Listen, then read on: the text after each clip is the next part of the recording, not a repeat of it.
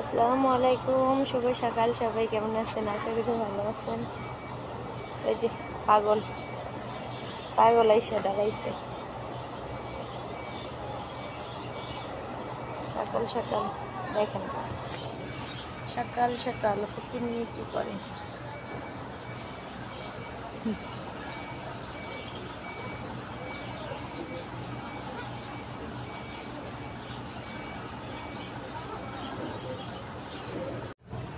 সবাই আমার এই ব্লুটুথটাকে অনেক অপমান করে, কয় এটা নাকি পুরোনো দিনের ব্লুটুথ। আরে ভাই, এটাই আমার কাছে ভালো লাগে, ঠিক আছে? পুরোনো দিনের হোক বা যাই হোক, অনেক ভালো।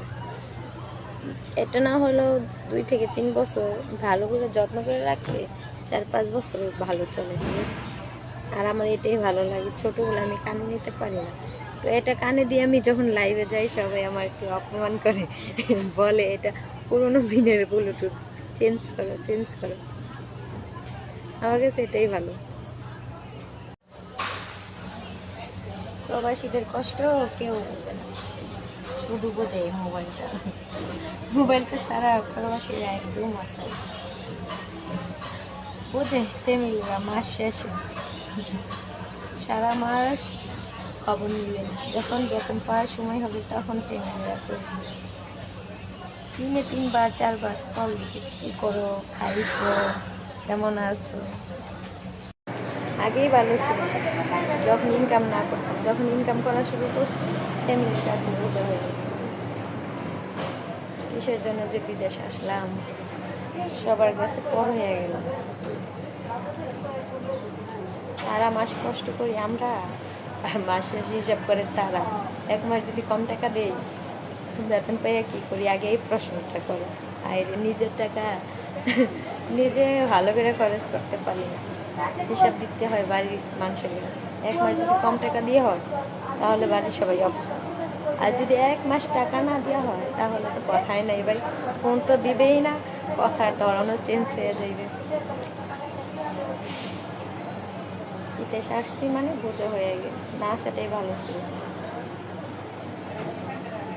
এটা আমি না সবার ক্ষেত্রে, যখন বাহিরে কেউ আসে, মানে নিজেরা কষ্ট করবে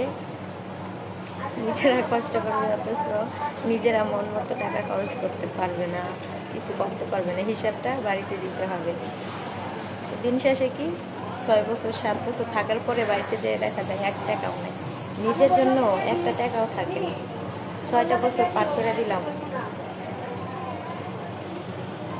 যাবো বাড়িতে আর কিছুদিন পরে, ফ্যামিলির কাছে জিজ্ঞেস করলে বলবে এই কয় টাকা দিছিস।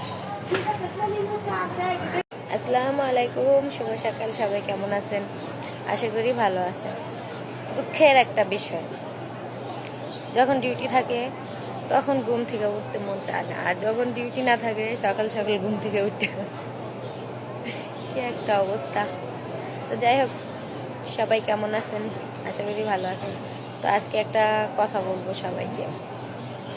অনেকে কমপ্লেন করে আমি নাকি লোকানার কথা বললে, জরানের লোকানার কথা বললে লোকের কাছ থেকে টাকা খাই। তো সবারকেই বলি, কম বেশি সবাই জানে যে জরান আসতে কোনো টাকা লাগে না। জরান আসতে কোনো টাকা লাগে না, এটা সবাই জানে। যে কোনো কোম্পানিতেই হোক, জরানে কোনো টাকা পয়সা লাগে না। কেন তোমরা আমাকে মিথ্যা অপবাদ দাও? আর যারা আমার ফ্যাকাইডিগুলো চালাও তাদের উদ্দেশ্যে বলতেছি, কেন তোমরা এরকম মানুষকে মিথ্যাই করো? এত তো আমার সমস্যা হইতেছে। ঠিক আছে, তোমরা আমার নামে ফ্যাকাইডি চালাও, আমি কি কখনো কিছু বলছি? বলি না। কেন এরকম মিথ্যাই করো? আমার ভিডিও বানাইতে ভালো লাগে, আমি ভিডিও বানাই, এর বেশি কিছু না। তো আমি যদি দালালি করতাম ভাই, তাহলে জরান থাকতাম না, বাংলাদেশ কবে চলে যেতাম। যদি আমি লোকের টাকা খাইতাম, তাহলে আমি জরান কইরা মানুষের কথা শুনতাম না, গালিগালাজ শুনতাম না, ঠিক আছে? 10টা ঘন্টা ডিউটি, অনেক কষ্ট, অনেক। 10টা ঘন্টার ভিতরে 1টা মিনিটেরও হিসাব দিতে হয়, 1টা মিনিটেরও। আর তোমরা কেন মিথ্যা অপবাদ দাও আমাকে? আমি লোকানোর কথা বললে টাকা খাই? ভালো হয়ে যাও, ঠিক আছে? সবার উদ্দেশ্যেই বলতাছি, ভাই বোন সবার উদ্দেশ্যেই বলতেছি, জরান আসতে কোনো টাকা পয়সা লাগে না, ঠিক আছে? যারা ফ্যাক আইডির সাথে অ্যাড হইয়া মেসেজ করো, আমি শুনি কখনো কারো মেসেজ দেই না, মেসেজের রিপ্লাইও দেই না। ঠিক আছে?